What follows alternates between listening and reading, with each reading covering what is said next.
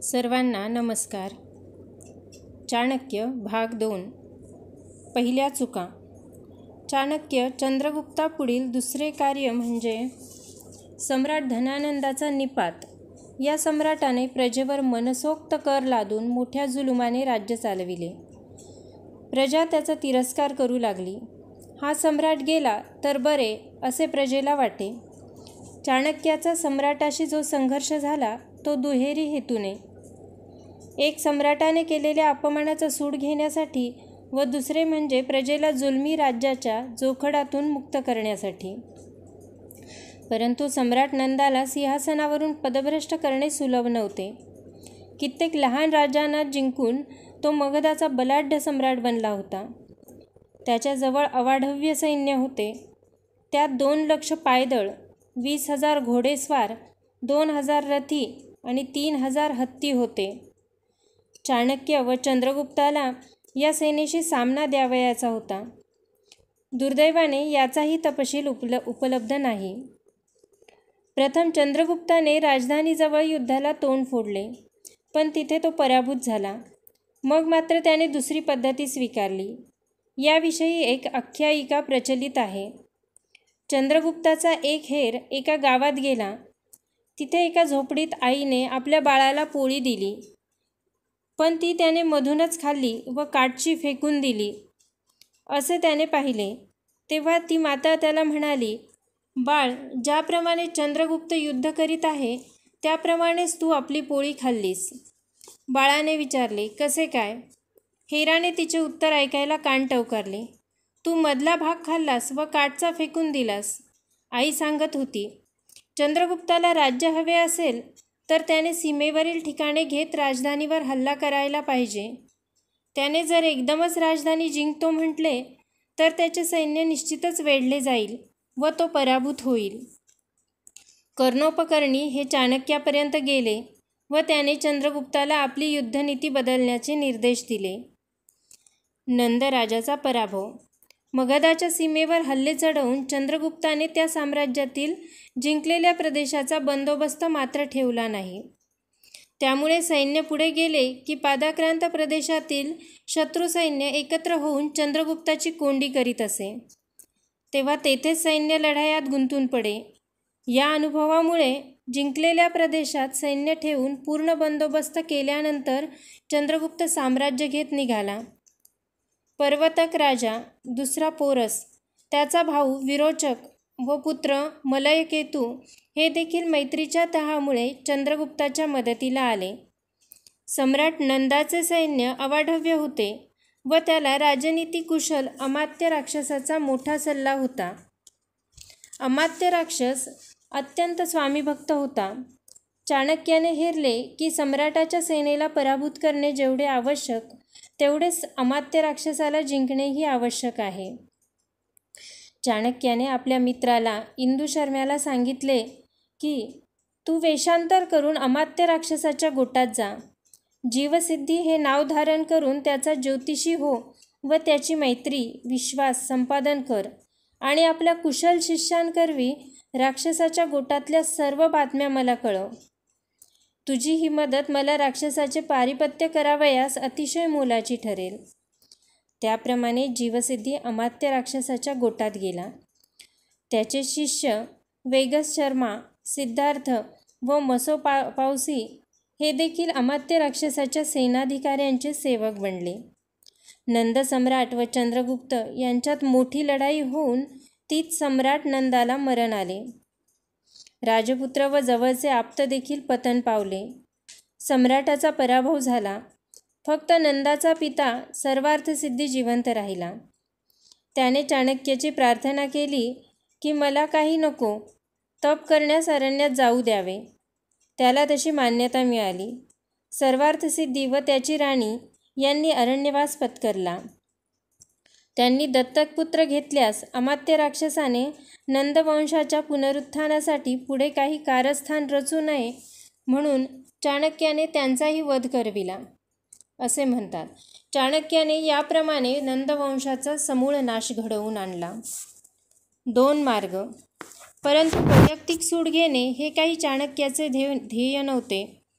साम्राज्य निष्कंटक व्हावे व राज्यकारभार सुरळीत चालावा असे त्याला वाटत होते. याकरिता त्याने 2 मार्गांचा विचार केला. 1. अमात्य राक्षस हा सम्राट चंद्रगुप्ताचा प्रधान असावा. 2.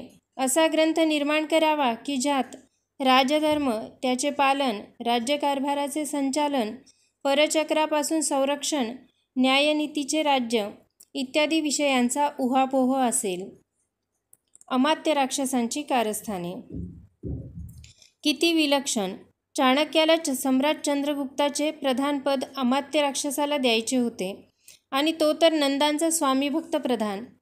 होईल तो कबूल या गोष्टीला?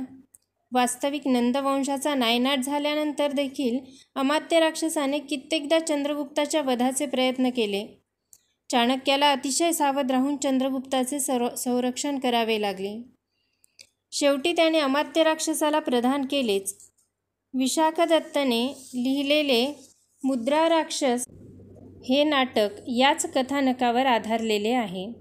या नाटकातील साऱ्या घटना इतिहासाला मान्य नाहीत, पण एकंदरीत 2 कारस्थानपटू राजधुरंधरांच्या संघर्षाचे ते एक उत्कट चित्रण आहे. नंदवंशाचे उच्चाटन करून आर्य चाणक्याने चंद्रगुप्ताला मगध सम्राट केले. साम्राज्य स्थिर करण्यासाठी अंतर्गत अडचणी मोठ्या जागरूकतेने दूर केल्या. सर्वात मोठा अडथळा पर्वतकाचा, कारण युद्धात विजयी झाल्यास अर्धे राज्य मिळण्याच्या अटीवरच चंद्रगुप्ताला त्याचे ससैन्य सहाय्य लाभले होते. पण घडले असे की विजयप्राप्ती झाल्यावर अल्पावधीतच पर्वतकाचा मृत्यू झाला व अर्धे राज्य त्याला मिळण्याऐवजी त्याचेच राज्य मगध साम्राज्यात समाविष्ट झाले. पर्वतकाचा जो मृत्यू झाला तो नैसर्गिक नव्हता, मनुष्यकृत होता. नीती निपुण चाणक्याने या राजपुरुषाचा मृत्यू गूढरीतीने विषकन्येद्वारे घडवून आणला. मुद्रा राक्षसात उल्लेख आला आहे की क्षपणको जीवसिद्धी विषकन्यया पर्वतेश्वरम घातितवान. हा जीवसिद्धी बौद्ध भिक्षू चाणक्याचाच हेर होता. पर्वतकाचा अंत होताच त्याचा पुत्र मलयकेतू पळून गेला, पण त्याचा भाऊ विरोचक कुसुमपुरात होता. नंदपक्षी यांनी चंद्रगुप्ताची हत्या घडवून आणण्याची एक योजना आखली.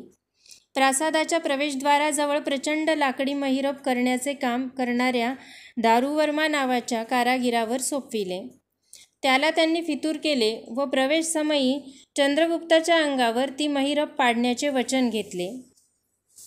वेळेआधीच दारुवर्म्याने महिरप उभारली व कमालीची राजनिष्ठा दर्शवली. इथेच चाणक्यांना संशय आला. ते एवढेच म्हणाले, तुला या दक्षतेचे योग्य फळ लवकर मिळेल बरं. पर्वतकाला द्यावयाचे ते अर्धे राज्य तुलाच देऊ असे विरोचकाला सांगून व मोठा मान द्यायचा म्हणून त्यालाच चंद्रगुप्ताच्या आधी चाणक्याने नगरप्रवेश करायला लावला. चंद्रगुप्तासारखा पोशाख करून चंद्रगुप्ताच्या हत्तीनीवर विरोचकालाच बसविले. चंद्रगुप्त तो हा नव्हे हे दारुवर्म्याला उमगले नाही. माहूत बर्बरक हा देखील फितूर. त्यानेही चंद्रगुप्ताच्या पोशाखातील विरोचकाला ठार करावे या हेतूने कट्यार उपसली, पण ती हत्तीनीला लागून ती उधळली. त्याचवेळी महिरपही कोसळली, पण लक्ष चुकून ती बर्बरकच्या अंगावर पडली. तो ठार झाला. फितुरी उघडकीला येऊ नये म्हणून दारुवर्म्याने अंबारीत उडी घेऊन विरोचकाला ठार केले, पण आचार्यांच्या हेरांनी त्याला पकडले. विरोचकाची हत्या केली म्हणून त्याला कठोर मृत्यूदंड दिला.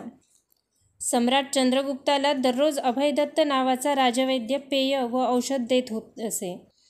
त्यालाही नंदपक्षपात्यांनी फितूर बनवून चंद्रगुप्ताला पेयातून विष घालण्याची योजना बनवली, पण पेयाच्या रंगावरूनच ते मिश्रित असावे हे सर्वज्ञ चाणक्यांनी ओळखले व तेच पेय अभयदत्ताकडून प्राशन करविले. एकदा कुमारभवन राजवाड्याचे बांधकाम सुरू होते.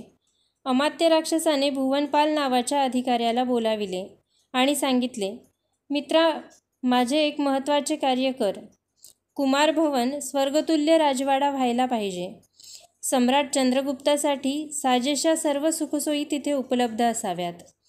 मात्र शयनगृहात मंचकाजवळ मोठमोठे पूर्ण आकाराचे आरसे बसव व त्यामागे सैनिकांना लपण्यास कोनाडे तयार कर. वेळ येताच ते चंद्रगुप्ताला ठार करू शकतील. ही गोष्ट अतिशय गुप्त ठेव, कोणालाही कळू देऊ नकोस. त्यासाठी या सुवर्णमुद्रा बक्षीस घे. अमात्य राक्षसाच्या आज्ञेचे भुवनपालाने तंतोतंत पालन केले. चंद्रगुप्तालाही दग्याची काही शंका देखील आली नाही. कुमार भवनात निवासाला जायचे कळविल्याबरोबर चाणक्याने चंद्रगुप्ताला म्हटले, मी प्रथम तो राजवाडा पाहून घेईन, मग तू सुमुहूर्तावर राहायला जा. आपला विश्वासू संरक्षकांसह चाणक्य कुमारभवनात गेला. खरोखरीच ते राजभवन सम्राटाला शोभणारे होते. पण चाणक्याची चाणाक्ष दृष्टी जाताच तो म्हणाला, हा मोठा आरसा हलव, इथे शोभत नाही. तिथे हे चित्र तेथे नको, येथे आण. आणि मग आरशामागे लपलेले मारेकरी पकडण्यात आले. चाणक्याने त्यांना देहदंड दिला. चंदनदासाच्या पायात बेड्या. अमात्य राक्षस पाटलीपुत्राहून पळून गेला. पत्नी मुले यांनाही तो बरोबर नेऊ शकला नाही. त्याची पत्नी गरोदर होती. पत्नी मुलांना आपल्या घनिष्ठ मित्राजवळ चंदनदासाजवळ त्याने ठेवले. चाणक्याने त्याचा ठावठिकाणा हुडकून काढण्याचा कसोशीने प्रयत्न चालविला. चंदनदासाला बोलाविले. काही इकडच्या तिकडच्या गोष्टी काढल्यानंतर अचानक एकाएकी विचारले, तुझ्या घरी अमात्य राक्षसाची बायको मुले आहेत, होय ना? चंदनदासाला थरकाप सुटला. त्याला कळले की त्याला का बोलवण्यात आले. आपली मरणवेळ त्याला दिसू लागली. तो मनात विचार करू लागला, मित्राचा विश्वासघात करू नये. अमात्याची बायका मुले चाणक्याच्या स्वाधीन केली तर त्यांना तो वाटेल तो अपाय करील. तो अतिशय क्रूर आहे. मी अमात्याचा विश्वासघात करणार नाही, असा निश्चय करून चंदनदास म्हणाला, महाराज, त्यांचे मला काहीही माहीत नाही. चाणक्य रागाने लाल झाला. तो म्हणाला, चंदनदासा, विचार करून खरे सांग. राजद्रोहाला एकच दंड मिळतो आणि तो म्हणजे मृत्यूदंड. चंदनदासाला आपले भविष्य कळून चुकले. तो म्हणाला, आपली मर्जी. आपण मला दंड देऊ शकता, पण ते काही मी जाणत नाही. चाणक्याला चंदनदासाच्या मित्रप्रेमाचे मनोमन कौतुक वाटले. त्याने विचार केला की कोणीही याचे मित्रप्रेम वाखाणील. याला ठार करणे बरे नव्हे. पण जर याच्या देहदंडाची घोषणा केली तर ती ऐकून अमात्य राक्षस मित्ररक्षणार्थ निश्चित येथे धावून येईल. चाणक्य उघडपणे गरजून बोलला, या राजद्रोह्याला तुरुंगात टाका. आणि नगरात मात्र त्याने द्वाही फिरविली की चंदनदासाला सुळी देण्यात येणार नाही. अमात्य राक्षसाच्या कानी ही घोषणा जाईल अशी व्यवस्था चाणक्याने केली. त्याचे हेर अमात्याच्या आसपासही होतेच.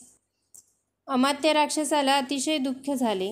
आपल्या पत्नीला व मुलाबाळांना चंदनदासाने आश्रय दिल्यामुळेच त्याच्यावर हा प्रसंग आला, असे त्याला वाटले. आपल्या मित्राला वाचविण्यासाठी तो पाटलीपुत्राला आला.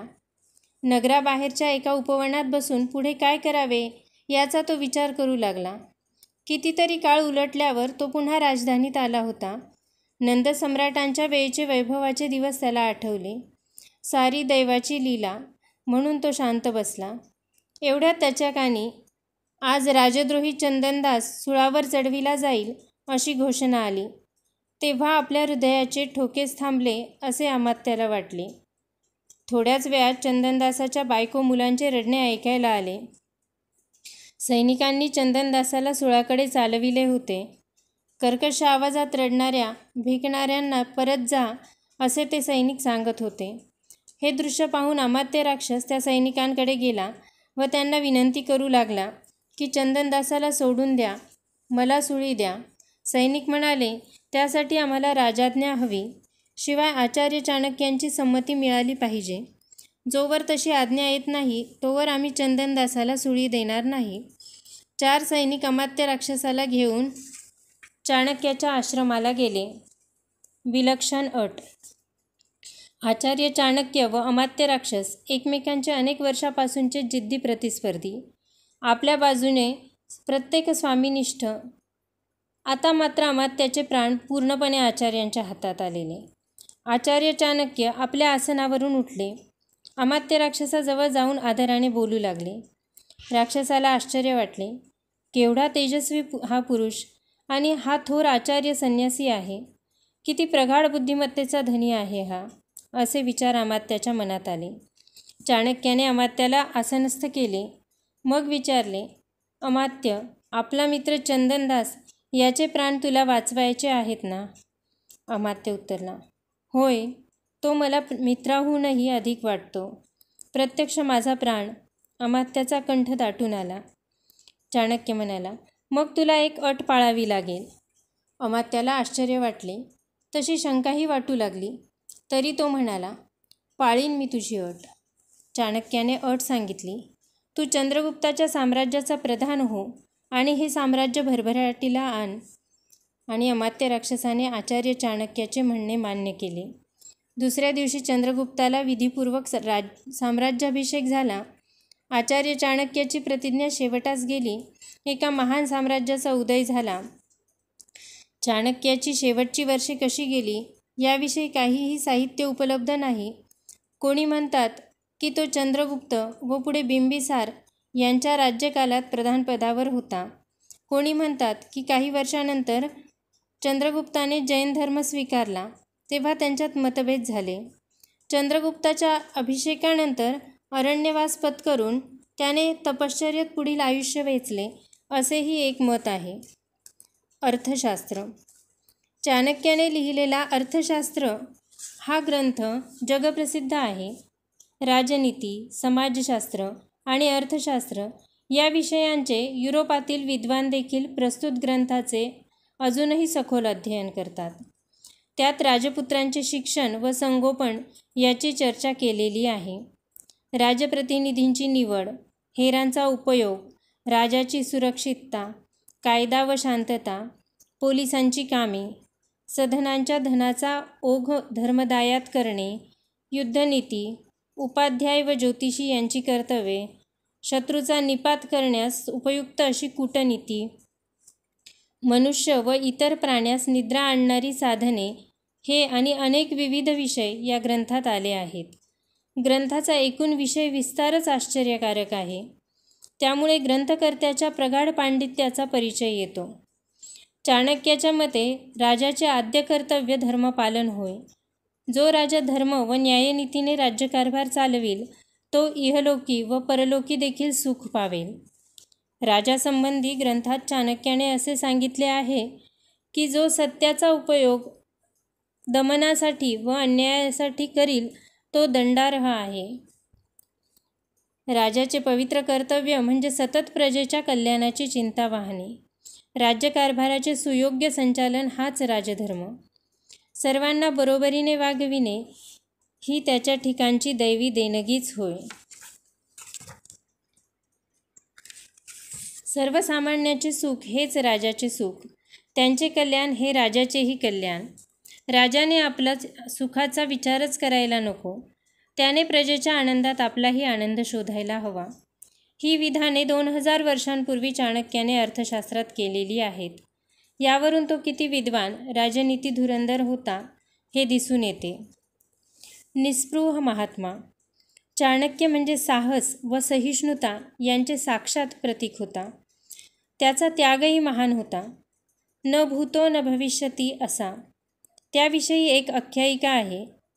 चंद्रगुप्ताच्या काळात मेगॅस्थेनिस ग्रीक राजदूत म्हणून भारतात आला. मगध राजदरबारात आला तेव्हा महाअमात्य आचार्य चाणक्याच्या दर्शनासाठी तो आतुर झाला होता. त्याला वाटले की महाअमात्याचा भव्य प्रासाद असेल. पूर्वानुमती काढावी लागेल. एवढे करून देखील रात्रीच्या वेळी त्यांचे दर्शन घडेलच असे नाही. विचारात तो गंगाकिनारी आला, परंतु तेथे प्रासाद कुठेही दिसेना. नगरीत जाणाऱ्या एका पथिकाला त्याने विचारले, राजगुरूंचे ठिकाण कोणते? त्याने गंगातटीच्या एका वृक्षाखालच्या पर्णकुटीकडे संकेत केला. मेगॅस्थेनिसला आश्चर्य वाटले. इथे राहतात महामात्य? हेच का राजगुरूचे निवासस्थान? त्याने पर्णकुटीत डोकावून पाहिले तेव्हा कोणीतरी दीपप्रकाशात लिहित बसलेला त्याला दिसला. पावलांची चाहूल लागताच त्या व्यक्तीने समईतली वात सरकावून दाराकडे पाहिले. आगंतुकाच्या वेशभूषेवरून जाणले की कोणी परदेशी आहे. प्रथम तेवत्या समयीची वात विझवली. बाहेर येऊन नवागताला आदरपूर्वक आत नेऊन आसनावर बसविले. दुसरी समयी चेतविली. तिच्या प्रकाशात मेघास्थेनीसने आचार्य चाणक्यांना न्याहाळून पाहिले. शिखायुक्त मस्तकावर तिलक, साधी प्रावरणे, पण अतिशय तेजपुंज व्यक्तिमत्व. मग त्याची दृष्टी पर्णकुटीकडे वळली. कोपऱ्यात खाटेवर चटई व उशी म्हणून वीट होती. पुस्तके दिसत होती. दुसऱ्या कोपऱ्यात काही सरपण, गोवऱ्या व शेगडी. भिंतीवर टांगलेला नेसूचा पंचाही त्याला दिसला. नेहमीच्या आसनापुढे विटांनी बनविलेला चबुतरा व त्याच्याजवळ भुर्जपत्रे, लेखणी, मसीपात्र त्याला दिसले. परिचय व वार्तालाप झाल्यानंतर निरोप घेताना ग्रीक राजदूताने प्रश्न केला, आचार्य, आपण एक समयी विझवून दुसरी कशाला पेटवली? चाणक्य स्मित करून म्हणाले, राजदूता, प्रथम मी राज्याचे काम करीत होतो. त्या समयीतले तेल राज्यभंडारातले होते. तुझ्याशी माझी भेट म्हणजे माझी व्यक्तिगत कार्य होते. हे ऐकून मेघस्थेनीस म्हणाला, या समयीच्या प्रकाशातच मला संपूर्ण भारताच्या समृद्धीचे कारण उमगले. आपण फार फार थोर आहात. जाताना त्या ग्रीक राजदूताच्या मनात एकच विचार असेल, धन्य ही भारतभूमी, इथे शासनाची व्यवस्था अशा त्यागमूर्तीच्या अधीन आहे. धन्यवाद.